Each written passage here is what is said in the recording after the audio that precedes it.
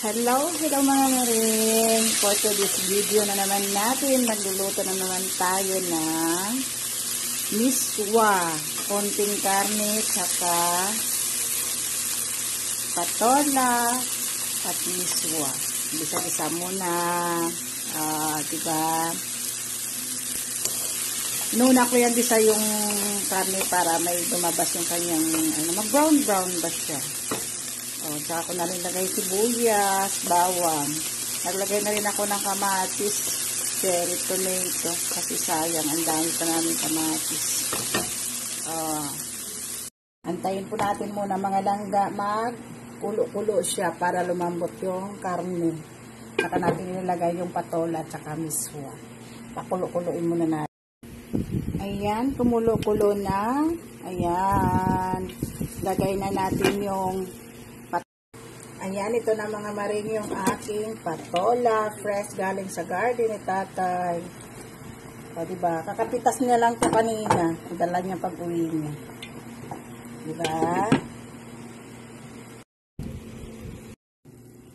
Ito na mga maring, fresh na fresh yung patola. Diba? Kakapitas lang to ng tatay ko. Dala niya kanina pag-uwi niya. Nung Sabado to nakita ko, ng dami na doon bunga. Pero sabi ko, antayin ko lang lumaki-laki. Ay, kinuha na ng tatay ko kasi baka masayang ba, magulang. Kaya ito na lang. Tamang-tama. Lagay natin ng konting karne, tsaka miswa. Diba? Ulam na. Takpan muna natin. Ayan, nilagay ko na yung miswa. Diba? Konti lang yung miswa ko.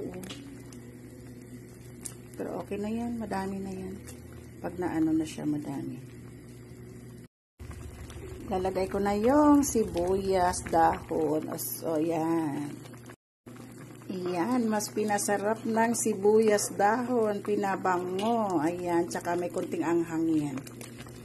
Diba?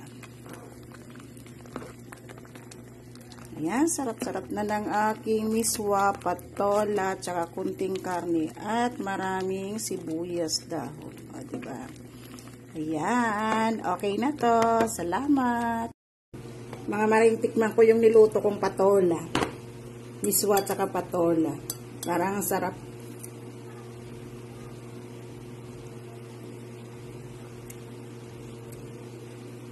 Manamis-namis yung sabaw niya.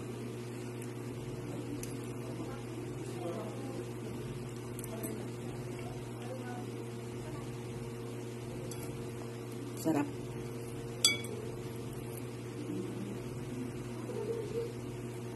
Nakakalibre na ng ulam, diba?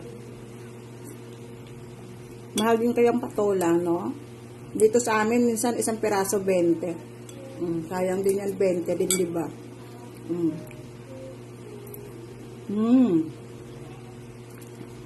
Sarap. Kain tayo mga maring. Ang sarap. Manamis-namis siya kasi talagang tsaka marami akong patola nilagay, di ba? Tsaka ang bango na patola to. Yung makinis na patola.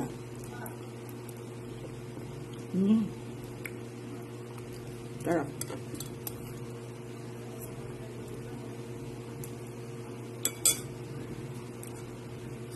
Iba talaga pag may tanim ka, di ba? Salamat. Bye-bye.